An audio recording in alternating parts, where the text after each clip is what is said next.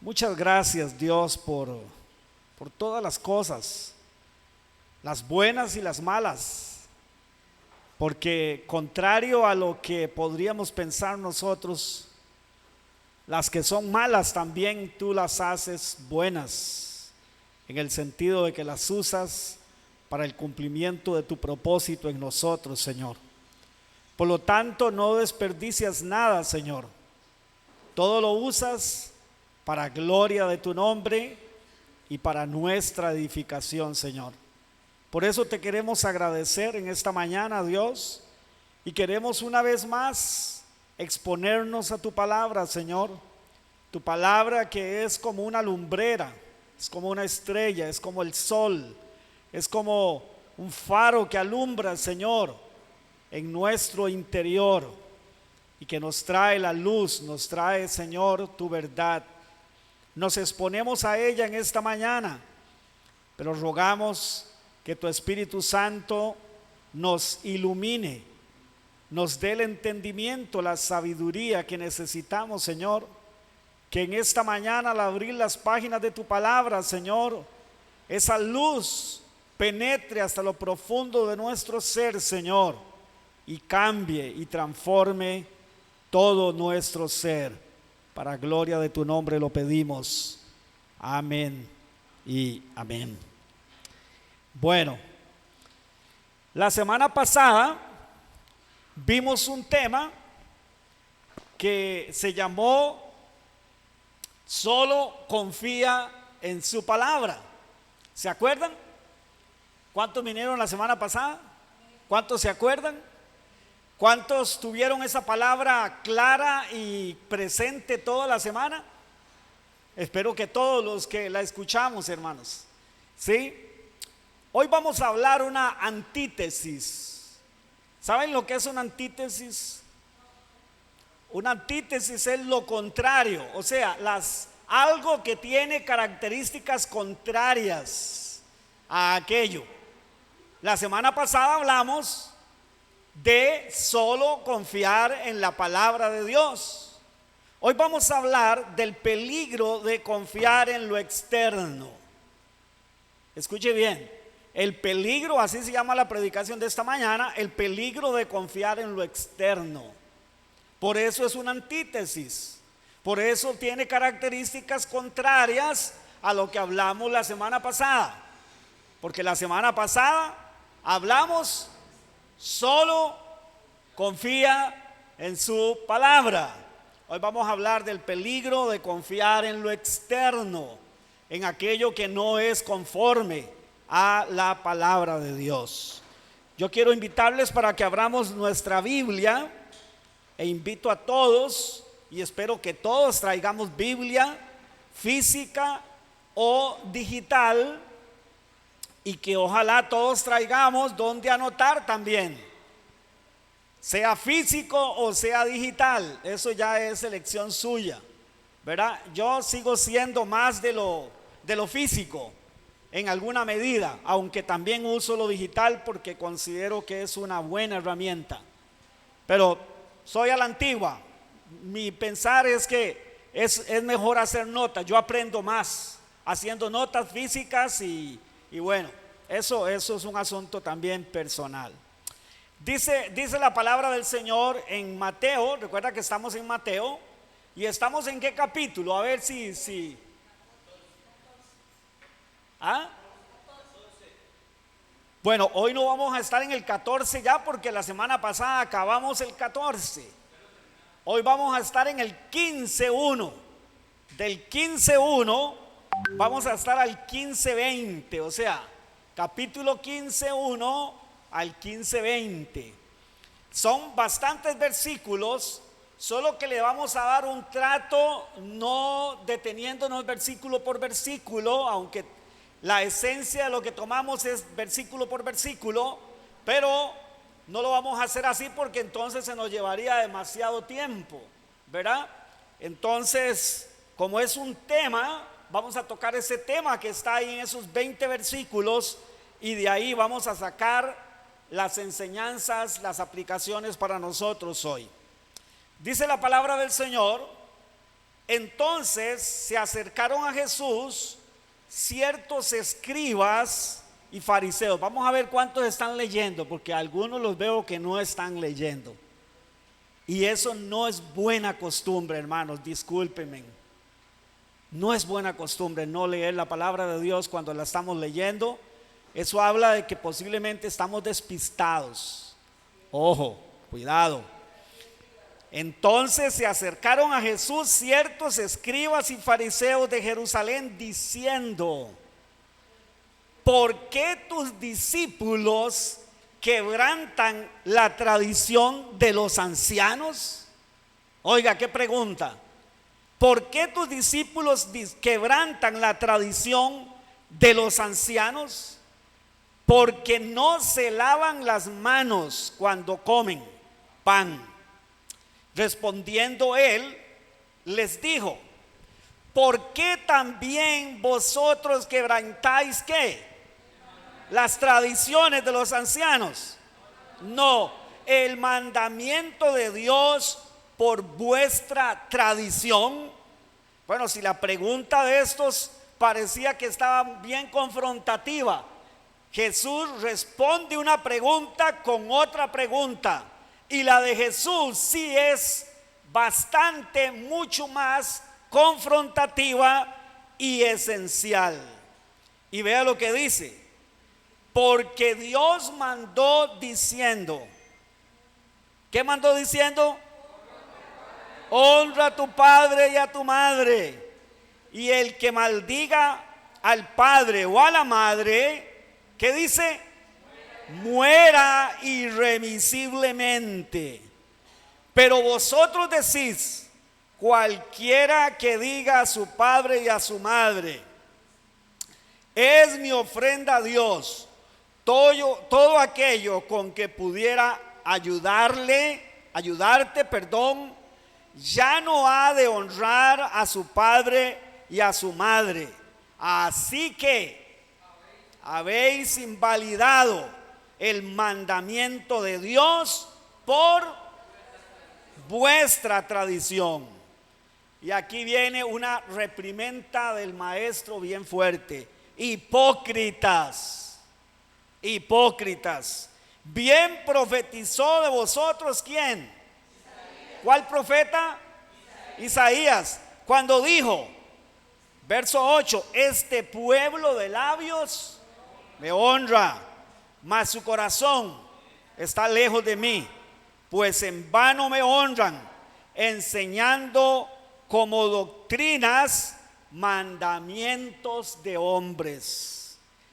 Llamando así a la multitud les dijo: oíd y entended, no lo que entra en la boca del hombre, no lo que entra en la boca contamina al hombre, mas lo que sale de la boca, esto contamina al hombre. Entonces, acercándose sus discípulos, le dijeron: ¿sabes que los fariseos, qué hicieron los fariseos?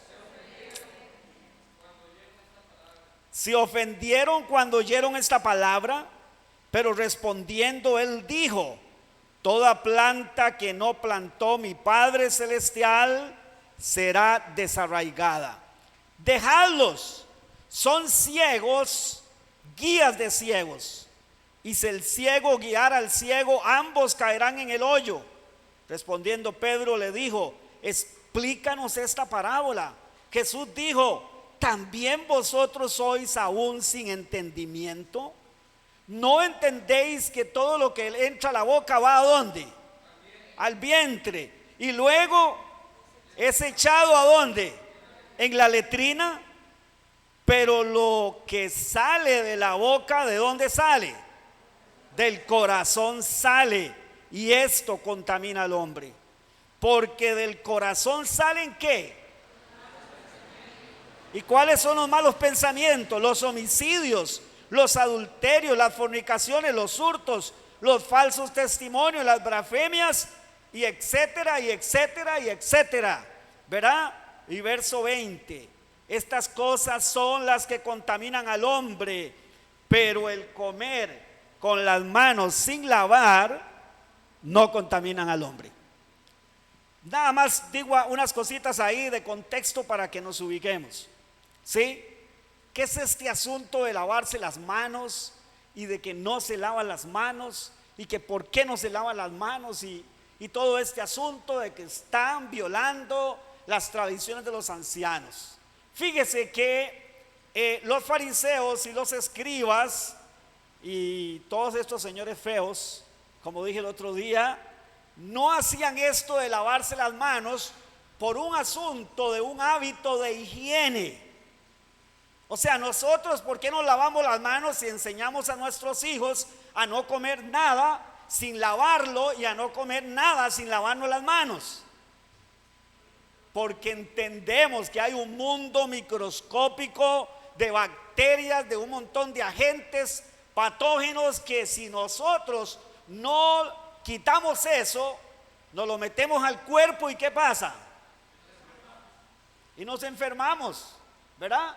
Entonces, nosotros hoy desde este lado occidental, con este entendimiento, diríamos, ¿qué es esto tan raro?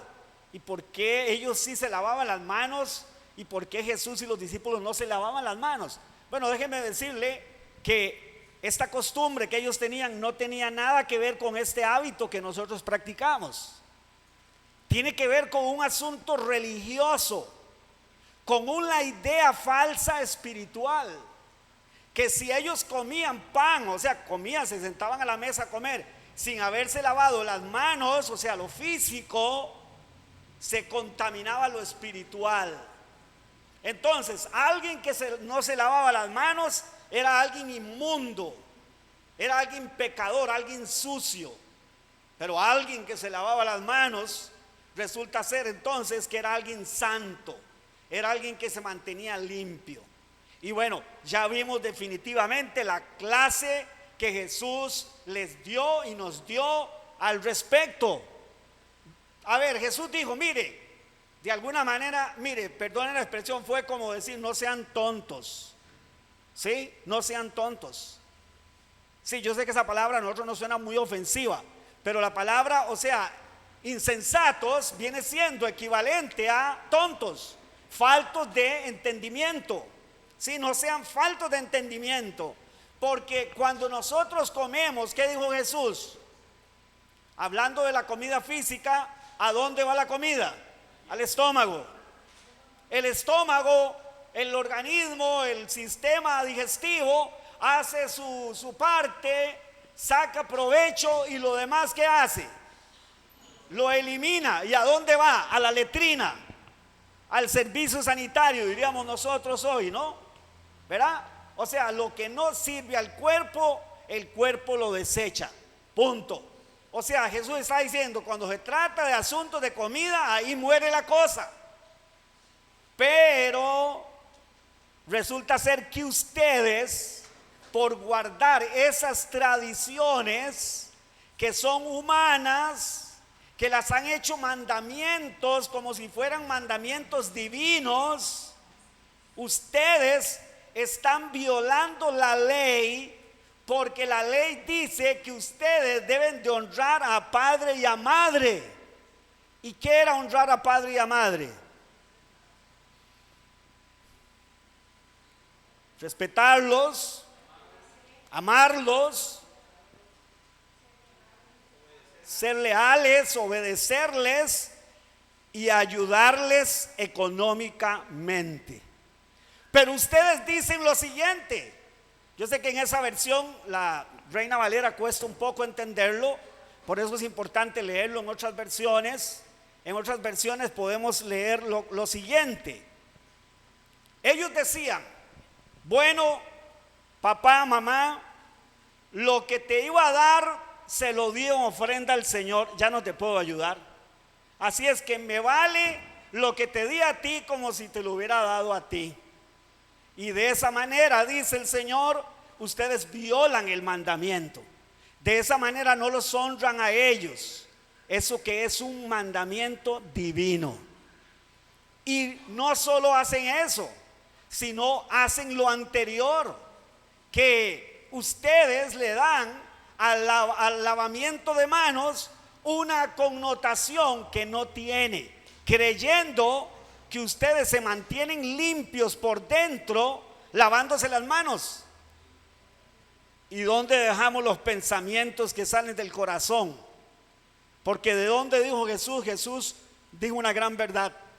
¿De dónde es que sale todo lo que sale cuando nosotros hablamos? Del corazón. Y esto sí contamina al hombre, ¿sí? Entonces, ¿dónde está realmente la necesidad del hombre? ¿En lo externo o en lo interno? En el interno, en el corazón es donde está la esencial necesidad del ser humano. Hoy vamos a hablar, mis amados hermanos, este tema del peligro de confiar en lo externo, porque fíjense que nosotros leemos a esta gente, a los fariseos, a los saduceos, a esta gente, y vemos estas cosas que ellos hacían, ¿verdad?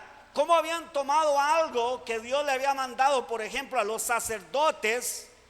Dios a los sacerdotes les había mandado de manera ritual, representativa, de que ellos se lavaran, se bañaran, se lavaran todo, su cara, sus brazos, antes de acercarse al altar del Señor. Era una manera representativa de estar limpios para acercarse al Señor, limpios de pecado. Pero eso era solamente un rito, era algo representativo, pero ellos lo tomaron de manera literal y le dieron una connotación espiritual. Y sabe que sin que Dios les mandara eso como un rito, como si se lo mandó a los sacerdotes, ¿verdad? Resulta ser que ellos lo tomaron como una práctica diaria. Pero ¿quiénes inventaron eso? Ahí lo dice. Los ancianos, los rabinos, los que interpretaban la Biblia, aquellos que habían sido puestos por Dios para darle el sentido correcto a la escritura. ¿Qué habían hecho? Le habían dado un sentido superficial externo. Escuche bien, porque esto es vital para entender lo que vamos a hablar esta mañana. Ellos, a lo que era más importante, que era lo interior, ellos le dieron ¿qué? Una connotación externa meramente. Entonces, no importa cómo yo esté con Dios, mientras yo me lave las manos, todo está listo. No ha pasado nada. No pasa nada, ¿verdad? O sea, mientras yo me mantenga con las manitas limpias, mientras yo haga los rituales, mientras yo haga eso, mientras yo diga gloria a Dios y aleluya, no pasa nada. Todo está bien. ¿Y sabe qué, mis queridos hermanos y hermanas? Nosotros podemos pensar y decir, bueno, y de fijo, esto es algo que está muy mal. Pero fíjese que nosotros podemos caer exactamente en lo mismo y podríamos estar no solo cayendo en algún sentido, sino viviendo de la misma manera. Y fíjese que es para nosotros como seres humanos, a veces se nos hace difícil. Ahora vamos a ver, si no caminamos en la dirección del Espíritu Santo, se nos puede hacer fácil caer en vivir de lo externo y olvidar lo interno. Y vamos a ver que lo interno tiene que ser el reflejo de lo externo, eso es un hecho. Pero podríamos vivir solo por lo externo, por lo que ve el ojo humano. Y déjeme decirle, mi hermano, mi hermana, estas personas habían hecho de la vida espiritual, ¿sabe qué? Algo superficial, una religión muerta. Cuando la vida espiritual se convierte en algo meramente externo, se convierte en algo muerto. Porque ¿dónde habita Dios? En el hombre. ¿Dónde habita? En todo el ser, pero principalmente o esencialmente ¿a dónde? En el corazón. en lo interno, ¿verdad? En lo interno del hombre. Entonces, ellos habían convertido la vida espiritual, escuche bien, en acciones externas, en ritos superficiales, y escuche bien esto, se habían convertido en actores que simulaban ser piadosos. Oh, qué peligroso, hermano. Se habían convertido en actores. El pueblo los alababa. El pueblo decía: ¡guau! ¡Qué hombres más santos! ¿Cómo oran? Pero dice que lo que hacían eran falsas o malas repeticiones, vanas repeticiones. Era bla, bla, bla, bla, bla, bla, bla, bla. ¿Para qué? Para impresionar a los demás. Y los demás estaban muy impresionados. Pero resulta ser que ante la mirada del Dios juez justo, dijo: ustedes son sepulcros blanqueados. ¿Usted sabe lo que eso significa? ¿Qué hay en un sepulcro por dentro? Y un muerto, un cadáver muerto, putrefacto, ¿cómo es? Algo horrible, espantoso, hermanos. ¿Sí? Y dice: mire, ustedes son sepulcros blanqueados. ¿Cómo se ve una tumba por fuera? Bonita generalmente, más aquí.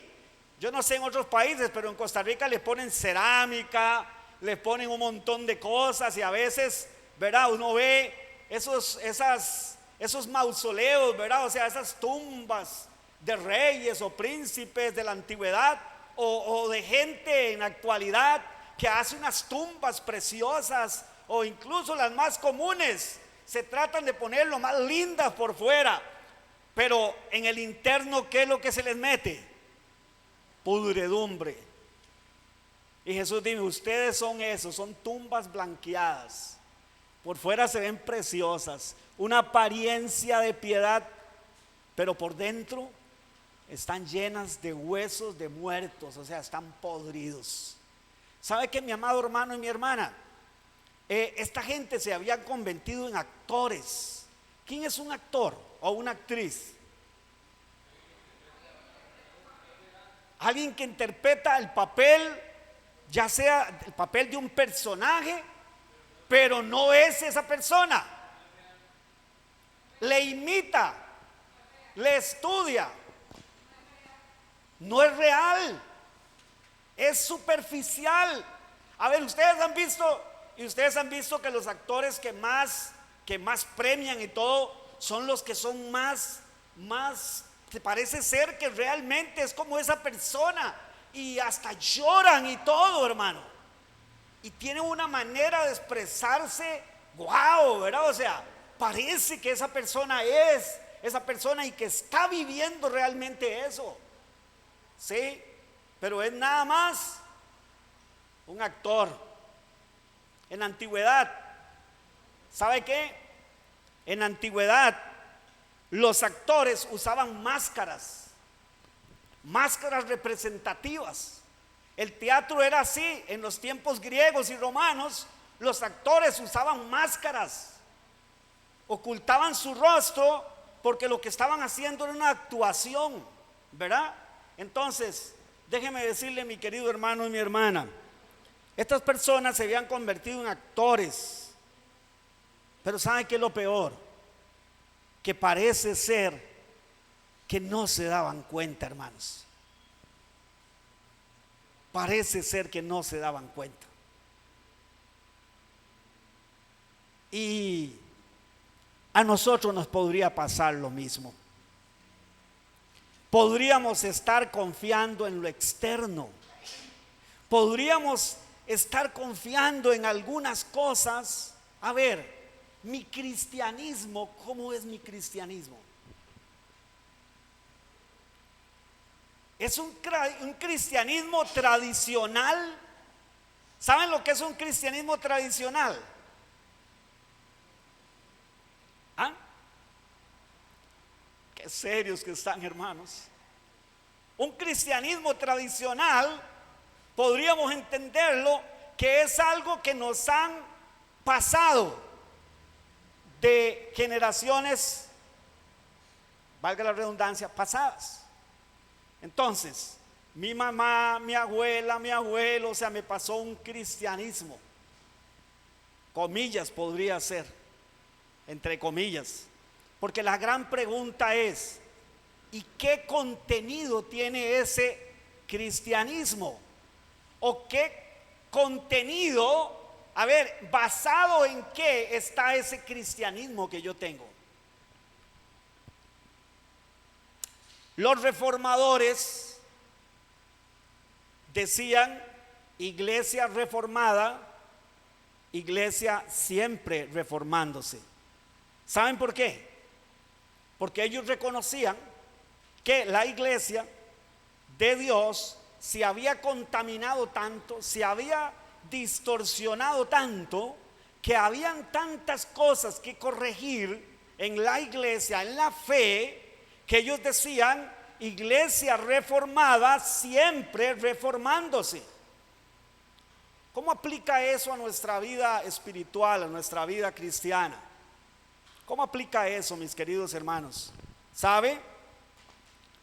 Usted y yo tenemos que revisar y analizar cada una de las partes de nuestra fe. Número 1, si son genuinas y si son bíblicas. Pero fíjese que a veces eso a los cristianos no nos gusta. Mi Dios es así y yo creo esto y punto. La pregunta es, número 1, ¿es genuino? O sea, yo soy genuino haciendo eso o diciendo eso. ¿Es genuino eso? ¿O eso es bíblico? ¿Eso realmente está tomado de la Sagrada Escritura? Ah, no, pastor, no, pero espérese, no, para decirle. No, porque lamentablemente hoy los cristianos apelamos a las experiencias, no al fundamento bíblico en muchos casos. Yo sé que la palabra debe de hacerse una vivencia en nosotros, y cuando nosotros testificamos del evangelio, podemos testificar diciendo: Dios a mí me ha cambiado, Dios a mí me ha transformado, Dios a mí me está transformando, y estamos llevando verdades a un testimonio vivencial. Eso está bien, eso es correcto. Pero yo me refiero más que todo a algunas doctrinas que tenemos a veces que nunca nos hemos preguntado si realmente son bíblicas. Entonces a veces lo que tenemos es un cristianismo tradicional, o sea, por tradición creo esto, pero ni lo vivo, ni sé si es bíblico o no, y no lo vivo. No es real en mí. Y es que, hermanos, algo que no sea bíblico, algo que no sea, venga de Dios realmente, de su palabra, de su verdad, no es real. Es superficial. Es una costumbre. A ver, ¿por qué esta iglesia pinta las paredes de blanco y de verde? ¿Ah? ¿Por qué? Bueno, porque ese fue el color que nos gustó y que de alguna manera dijo como que nos representa por el verdor de la vida. Y como hablamos de que lo que estamos haciendo son poniendo cimientos de fe, pues una cosa va con la otra y se ve bonito, ¿verdad que sí? Bueno, por lo menos a algunos les gusta, mi amor, eso es. Por lo menos a unos cuantos hermanos les gusta. Pero la pregunta es, ¿y qué pasaría si de pronto un día yo me muero? Vamos a pensar, mi esposa se muere y son otros pastores y son otros líderes los que van a liderar, porque así podría ser, y ellos van a liderar la iglesia, y ellos un día, hermanos, vamos a pintar la iglesia, no sé, color café o qué sé yo, hermano. Y se pone la iglesia, Cimientos de Fe se pone de pie y dicen: un momentito, hermanos, no puede ser. Ese color no es nuestro color.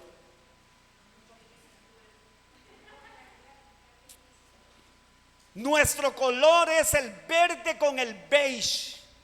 Y si no, no podemos pintar esta iglesia. ¿Sabe qué es eso?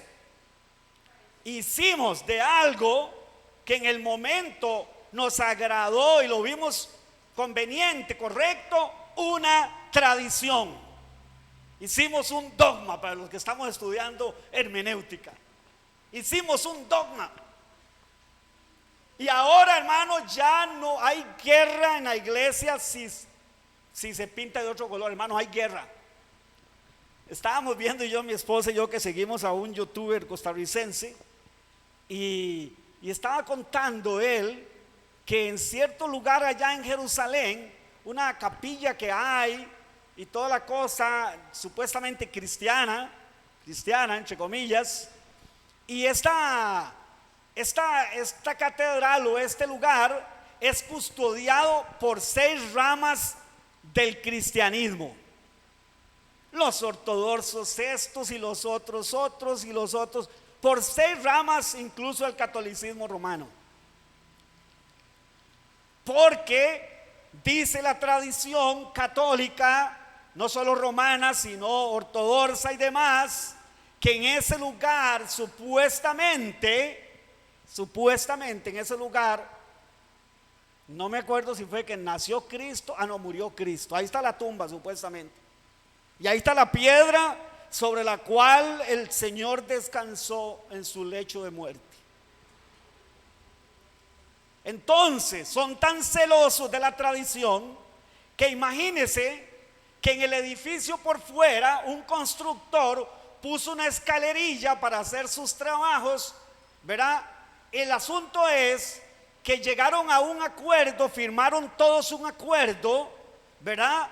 De que todos se comprometían a guardar ese lugar y a velar para que ese lugar no fuera cambiado, ni fuera destruido, ni fuera nada. Entonces firmaron un acuerdo, pero no habían bajado la escalerilla. ¿Y sabe qué? Ahora, como no se ponen de acuerdo, esa escalera no la pueden bajar de ahí, hermano. Ahí está todavía. Usted se puede imaginar. Pura tradición. Algo muerto, algo superficial. Algo que no tiene ningún valor. El color no tiene al final valor realmente.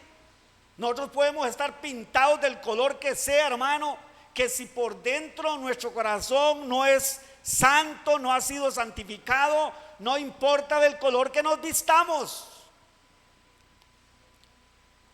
Pero nosotros le damos a esas cosas a veces, hermanos, así como estoy contando este ejemplo tan ridículo, perdonen la expresión, y tan pobre espiritualmente hablando de algo como eso.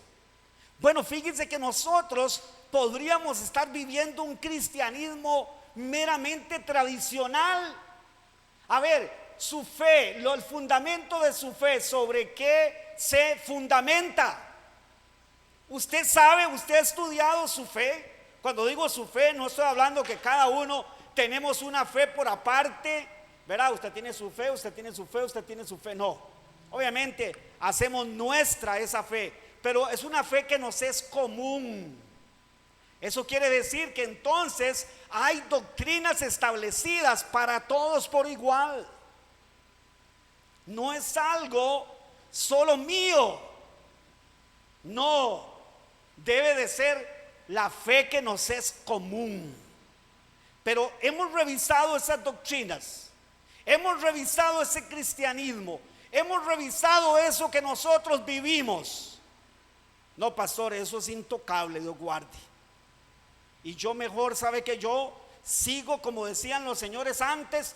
Eso me lo enseñó mi padre y así moriré con esa religión y con esas enseñanzas, porque esta es la herencia de mi padre y de mi madre. aunque me vaya al infierno, me voy al infierno, pero con la tradición de mis padres.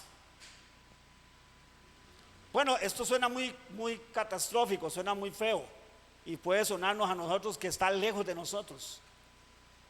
Pero déjeme decirle que no podría ser que esté tan lejos de nosotros. Porque podría ser que mi cristianismo, incluso lo que yo confiese, lo que yo diga, aleluya, gloria a Dios, todo lo que decimos los cristianos, Cristo es mi Señor, podría ser que simplemente, aunque es una verdad, en nosotros podría ser solamente algo superficial. A ver, ¿qué es un cristianismo superficial?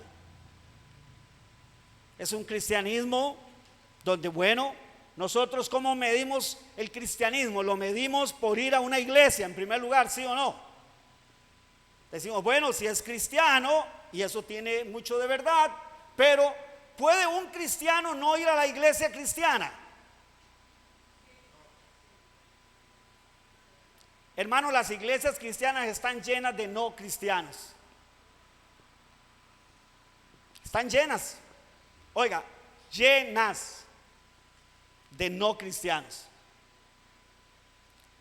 que viven solamente superficialmente cristianamente. Apariencia, podríamos llamarlo simulación, ser un actor, una actriz, es autodefinirnos como cristianos. Pero la pregunta es, ¿eso es de lo externo o eso está en el corazón y proviene y viene hacia afuera del corazón, o es algo que está solo en lo externo? Porque es que nosotros nos confundimos tanto a veces, si quién es cristiano y quién no es cristiano, sin entrar en un asunto, hermanos, de hacer juicio del corazón, porque ahí sí nos meteríamos en un problema serio, seriosísimo. No, estamos hablando de un asunto de que nosotros a veces llegamos en un momento dado a pensar, bueno, es que esta persona es cristiana, esta persona no es cristiana, pero ¿cuáles son nuestros parámetros? ¿Cómo medimos nosotros el cristianismo actual? ¿Sabe cómo?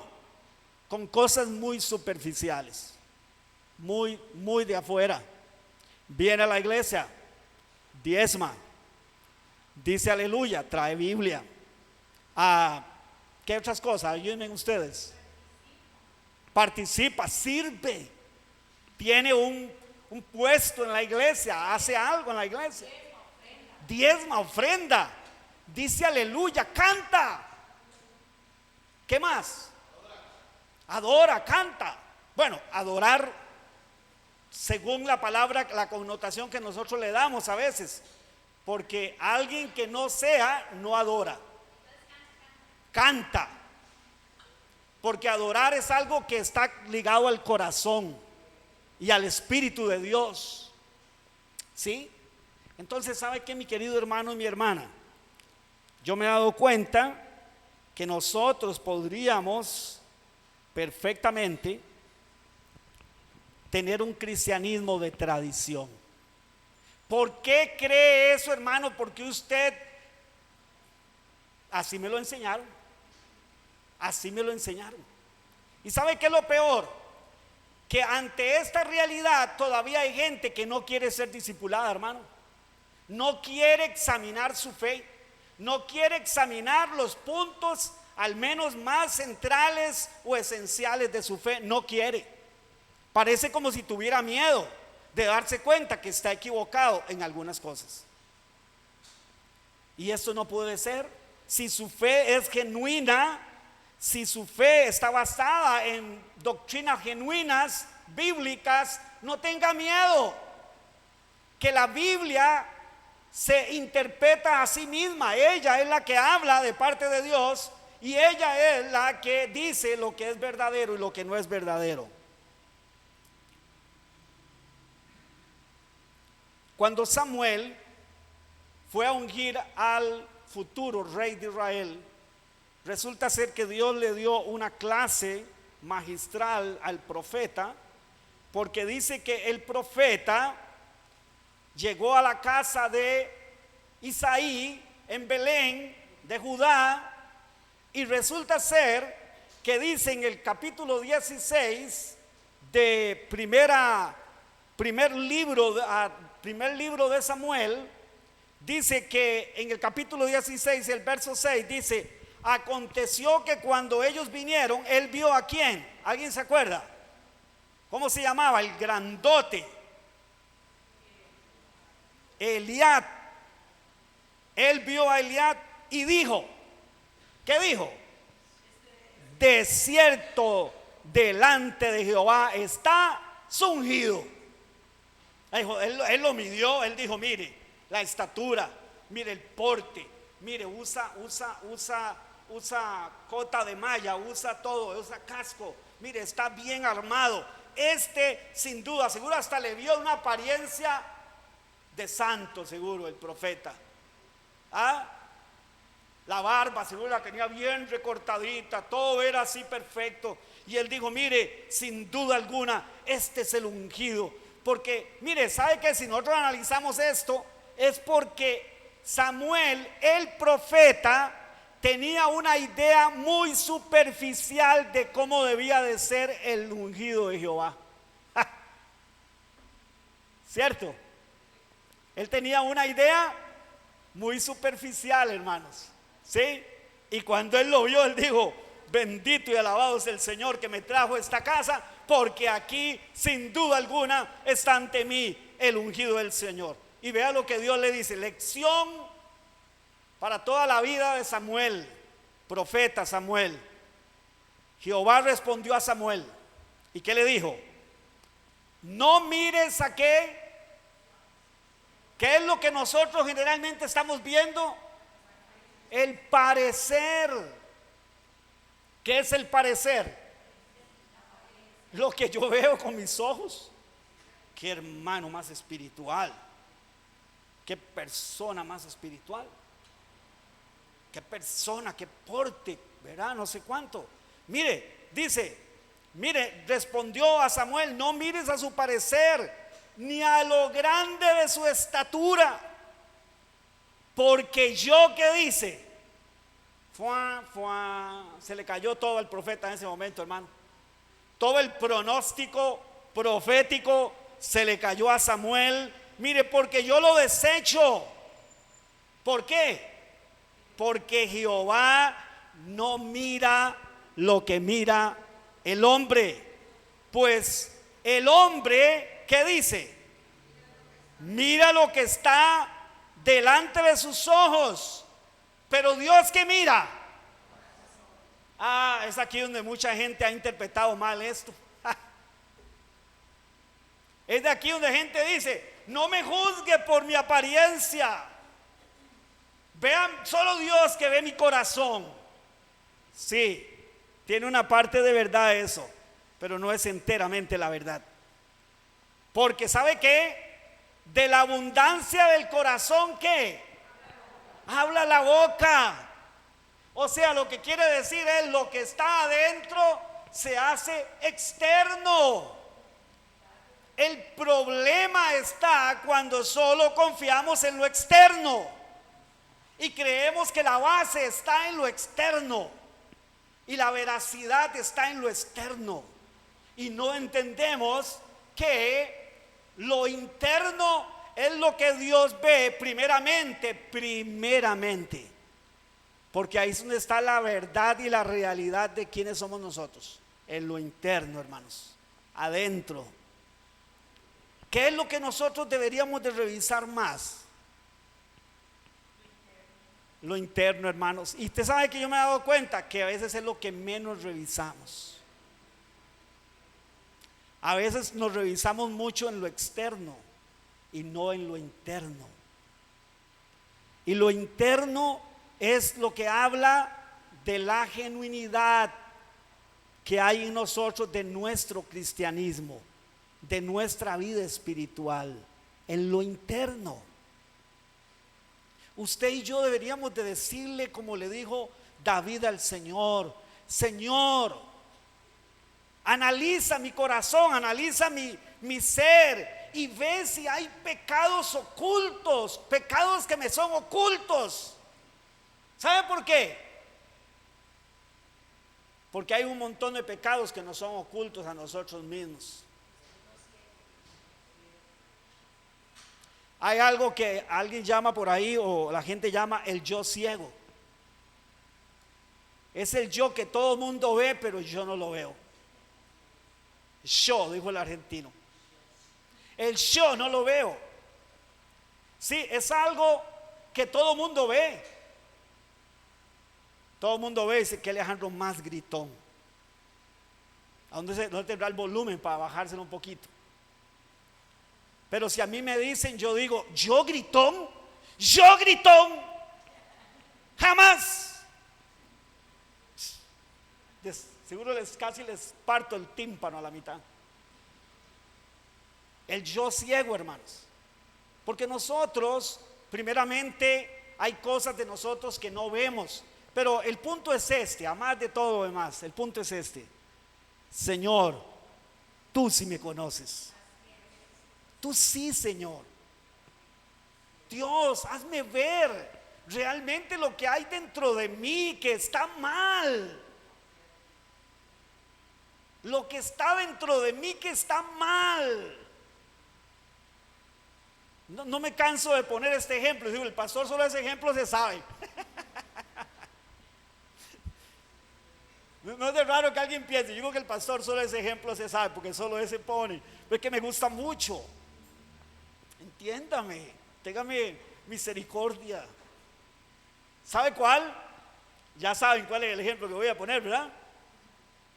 No. Ay, Dios, esto sí lo puedo decir porque quiere decir que no me han coloreado.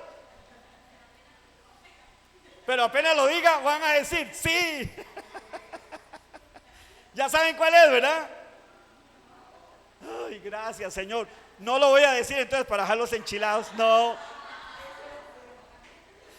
¿Saben cuál es? Caín y Abel vinieron delante del Señor los dos a traer una ofrenda, un sacrificio. ¿Y qué dice la Escritura?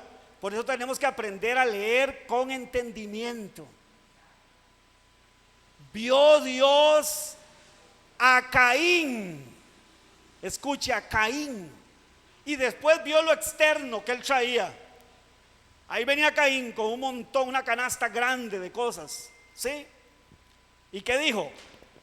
Y vio Dios a Caín y a la ofrenda suya. ¿Y qué dice? Y no aceptó Dios ni a Caín ni a la ofrenda suya, porque su corazón no era recto delante de los ojos del Señor. Venga, hermano, que eso está en toda la Biblia. Eso está desde el libro del Génesis. Y ya ahora sí saben, ¿verdad? ¿Cuál es mi ejemplo preferido? Voy a tener que durar bastante tiempo sin decirlo, porque si no ya me van a pillar.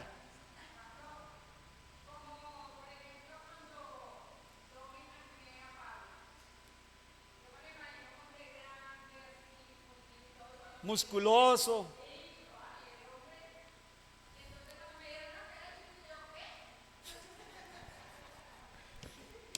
Algunos teólogos dicen por algunas cosas que pudo haber sido que Pablo era pequeñito, pelón, narizón, en fin, ¿verdad? O sea, rasgos que tal vez nos, como al igual que la hermana, nos echa a perder la imagen que podemos tener del superapóstol Pablo.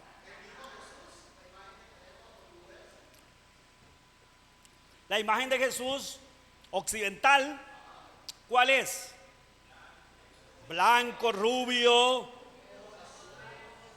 Sí. Pero fíjese que la de Hollywood, sí, occidental. Pero resulta ser que Jesús posiblemente era moreno, de barba cerrada, moreno,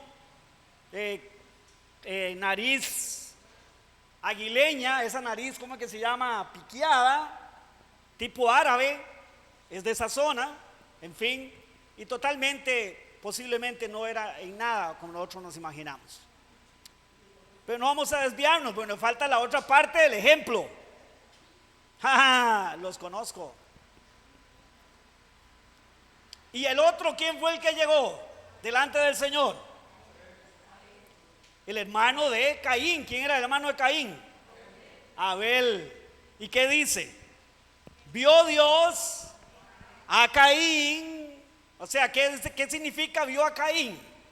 Integralmente lo vio, desde el corazón hasta afuera, todo. Y después vio la ofrenda que él traía. Y es aquí donde yo creo que nos juega una mala pasada, cuando pensamos que Dios se enojó y descalificó a Caín porque en lugar de ovejas le trajo verduras. Y yo creo que no hemos leído tal vez exactamente bien, porque por eso no fue que Dios descalificó. ¿Sabe cuándo se manifestó? Despuesito nomás, por lo que Dios descalificó a Caín. Cuando Dios no lo aprobó, se le demudó el semblante y se llenó de odio y cizaña contra su corazón. Eso no estaba ahí, vino o eso estaba ahí. Ahí estaba y Dios lo vio. No me gusta ese corazón. Y luego se manifestó. Es que a Dios no lo engañamos, hermano. A Dios no lo engañamos. Entonces, y dio Dios a Caín esa ofrenda, y Dios aprobó a Caín y aprobó la ofrenda suya. ¿Por qué? Porque Dios vio a un pecador, sí, pero a un pecador temeroso de él. A un pecador, porque Abel era un pecador. A ver si estaban poniendo cuidado. Abel era un pecador, pero tenía un corazón genuino. ¿Ustedes se acuerdan en la Biblia a quién más Dios le habló de tener o que tenía un corazón genuino? Sin duda alguna, un israelita en el cual no hay engaño. No, oiga, un judío, un israelita en el cual no hay engaño. Jesús dijo eso. Jesús le dijo a un hombre, cuando llegó a él, cuando lo trajeron a él, él le dijo, sin duda alguna, así cuando venía, sin duda alguna, he ahí un judío en el cual no hay engaño. Natanael venía el Señor, traído al Señor, pero Jesús lo había visto desde antes y lo conocía y dijo, Señor, ¿cómo me conoces? ¿Cómo me conoces? Natanael, desde que estabas allá debajo de la higuera, yo te vi. O sea, yo te hice un escrutinio, yo sé quién eres. Yo sé quién eres, yo sé lo que tienes. Y dijo, en el cual no hay engaño. O sea, Jesús no se dejaba llevar por la apariencia. ¿Cómo habían caído en ellos, los fariseos y estas personas? ¿No creen ustedes que es importante? ¿Cómo habían caído en esto? ¿Cómo cayeron en una superficialidad? ¿Cómo cayeron en confiar en lo externo, en tradiciones humanas? ¿Cómo llegaron ellos a confiar en esto? ¿Sabe qué? La palabra de Dios nos da evidencias de cómo llegaron a esto. Jeremías capítulo 2, verso 13 dice así: porque dos males ha hecho mi pueblo. Escuche, el primero, me dejaron a mí. Y el segundo, a mí que soy fuente de agua viva. Y el otro mal fue que cavaron para sí cisternas rotas que no retienen el agua. No tengo tiempo para explicar esas figuras. Le invito a que usted busque cómo explicarse esas figuras. ¿Sí? Venga el curso de hermenéutica, participa del curso de hermenéutica y aprenderá a poder interpretar esas figuras mejor. aunque no es que si no está en el curso no lo pueda hacer. Lo invito a que vaya y busque información y qué fue lo que Dios le quiso decir al pueblo de Israel. Pero ¿sabe qué era? Al final, ¿qué es lo que eso significa?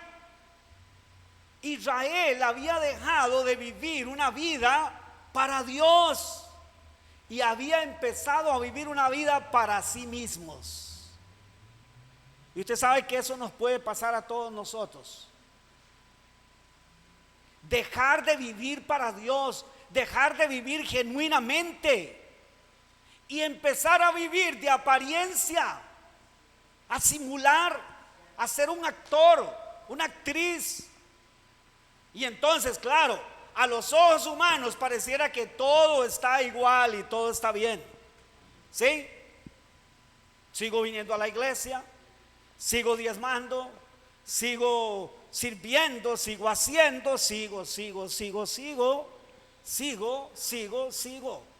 Pero el punto es, ¿de dónde viene eso?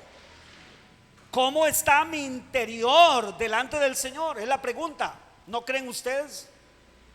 ¿Es eso genuino? ¿Estoy confiando realmente en lo genuino? ¿Estoy confiando en lo esencial realmente o estoy confiando en lo superficial? ¿Es una tradición lo que tengo o es un cristianismo bíblico lo que yo vivo? ¿Qué es lo que vivo? ¿Una religión? Porque una religión es equivalente a otra religión. Por eso yo no estoy de acuerdo que digamos que nosotros somos diferentes a los demás. Porque diferente puede ser, bueno, este es negro y este es blanco, eso es diferente. Pero al final están a una misma, o sea, una equivalencia, o sea, es solo que uno es negro y el otro es blanco. Pero el concepto bíblico es, somos contrarios, antítesis.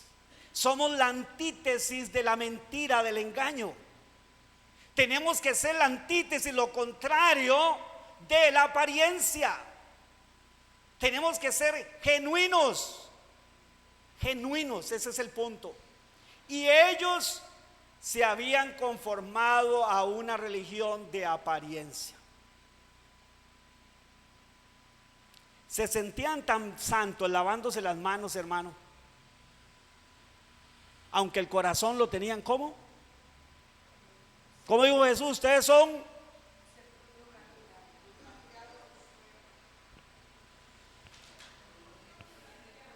no, pastor, vieras que yo tomo la cena del Señor y yo sí, hermano, pero sobre lo que la cena del Señor está basada, en la doctrina que la cena del Señor está fundada, basada, eso es vida en mí.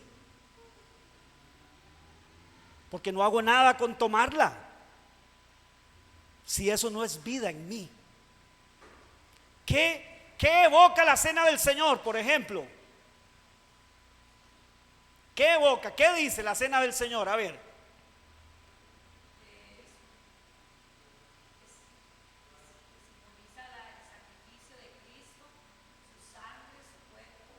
Ajá, pero para con nosotros, ¿qué significa?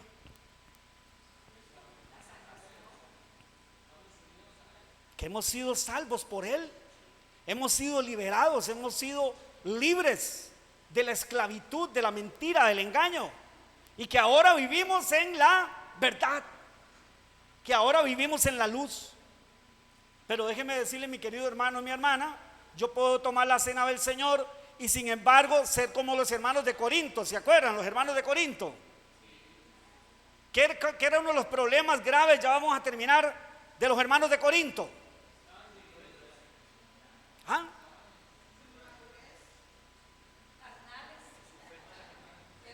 Su fe no era genuina. ¿Por qué? Porque celebraban la cena del Señor estando divididos.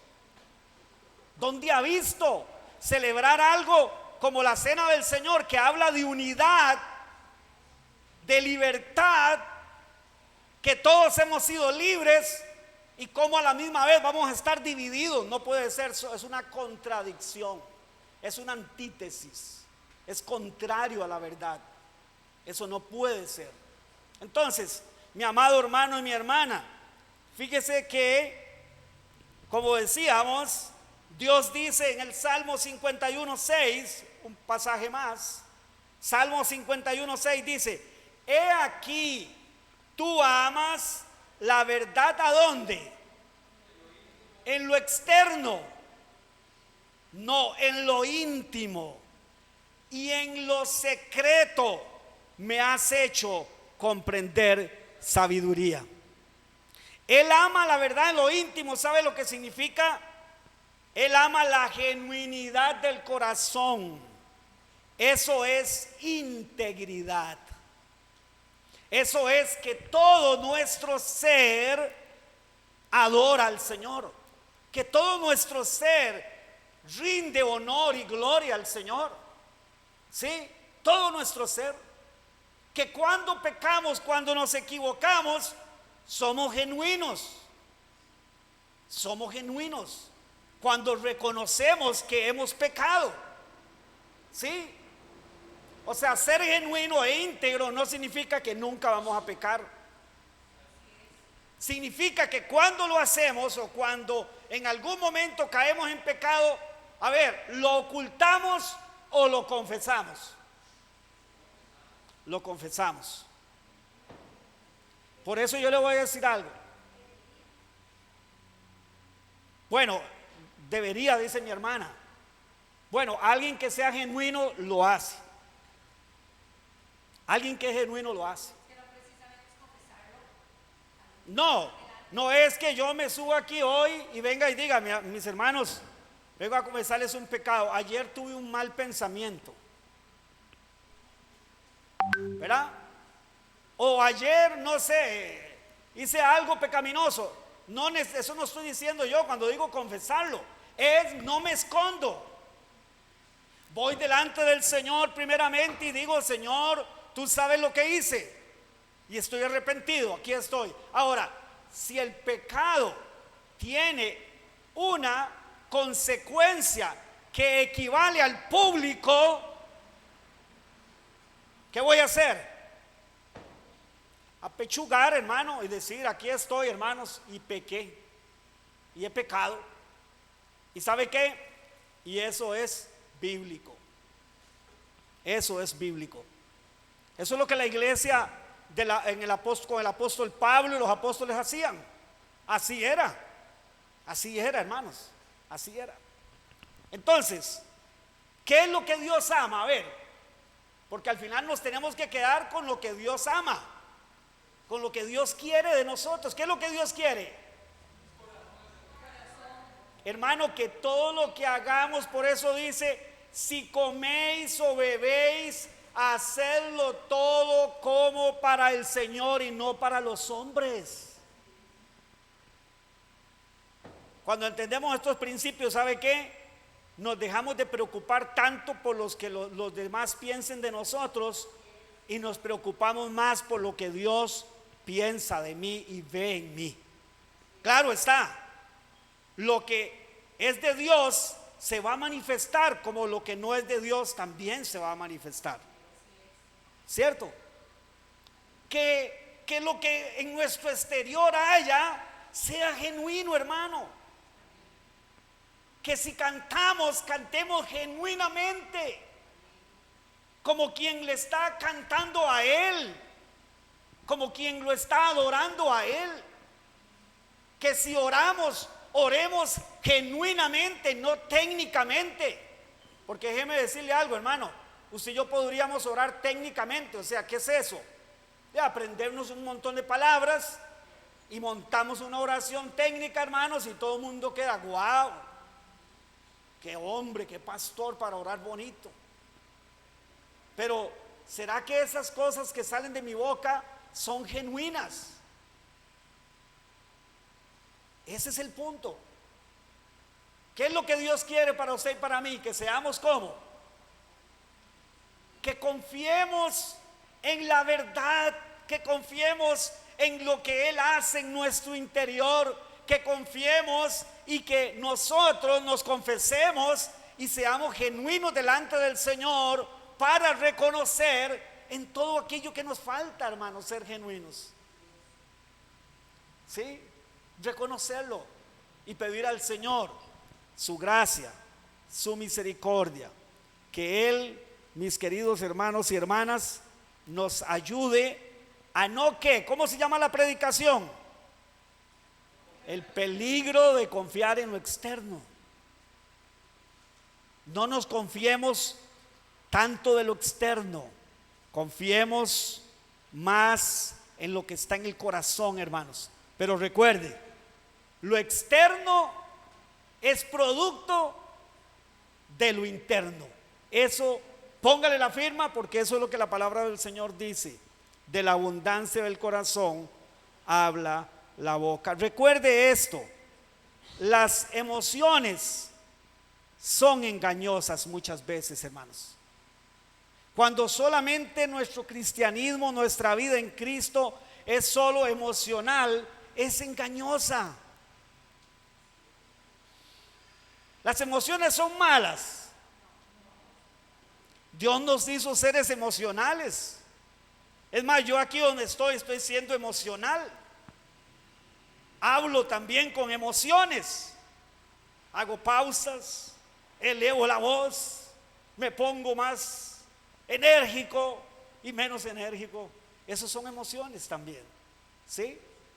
Pero que esas emociones sean como genuinas, y que nuestro cristianismo no se base solo en emociones, ¿sí? Que nuestras emociones lleguen a ser conducidas por el Espíritu de Dios y lleguen a ser genuinas, y que nuestro cristianismo llegue a ser, en la esencia del cristianismo nuestro, llegue a ser conforme a la verdad de Dios y no a tradiciones de hombres. Para terminar, revisa lo que crees, hermano y hermana. Revísalo aquí. Revísalo para ver si lo que creemos realmente es, que no sea que nos esté pasando como a estos señores y que Jesús nos tenga que decir lo mismo. Usted en la apariencia está muy bien, pero en lo interno hay problemas. Ustedes se han dado cuenta que en el libro de Apocalipsis, que uno de los temas centrales del libro de Apocalipsis es los juicios. ¿Se han dado cuenta? ¿Cuántos han leído el libro de Apocalipsis? Bueno, por lo menos unos 4, 5, 6 personas. Eso es algo que lo deberíamos de leer todos los cristianos, y no solo leerlo, estudiarlo. Fíjense que en el libro de Apocalipsis es las profecías del cumplimiento de las últimas cosas, e incluido la realización de la justicia de Dios para con el mundo y todos los hombres, Satanás, etcétera, etcétera. Pero usted sabe a quién juzga Dios primero, antes que al mundo.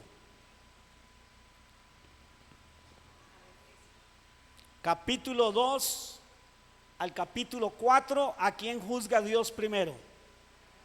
A la iglesia, hermanos. ¿Y sabe qué? Eso es un principio en el reino de los cielos. Dice Pedro, porque es necesario que el juicio comience por casa. ¿Sí? Y usted ha leído las cartas a las iglesias. Dios comienza diciendo, alaba lo bueno que tienen, y después dice, pero tengo contra ti unas cosas que no están genuinas, que no están puras, que no son conforme a mi verdad, conforme a mi carácter. Esto y esto y esto está mal. ¿Sí? Vamos a orar. Padre bueno, gracias te damos esta mañana, Señor. Esta mañana, Señor, exponemos tu palabra, y tu palabra es la que es verdadera, genuina. Guárdanos de vivir, Señor, por doctrinas o ideas o aspectos externos, Señor, solamente. Que nuestra vida en ti, Señor, sea una vida genuina, una vida que inicia en lo interno, ahí donde dice que tú amas la verdad en lo íntimo, en lo profundo, Señor, en lo profundo de nuestro ser. Esta mañana hemos expuesto tu palabra. Ayúdanos a revisarnos, ayúdanos a examinarnos, Señor, y que podamos, Dios, corregir todo aquello que no es genuino, todo aquello que es meramente superficial y que no proviene de un corazón regenerado, de un corazón arrepentido. Que podamos arrepentirnos, podamos, oh Señor, permitir que tu Espíritu Santo, Señor, opere en nosotros. Guárdanos de caer en esa conducta, Señor, en que cayeron estas personas, Dios, y tú denunciaste vehementemente, Señor, eso, Dios. Señor, por favor, haz lo mismo con nosotros, pero por tu amor y misericordia, para arrepentimiento, Señor nuestro Dios.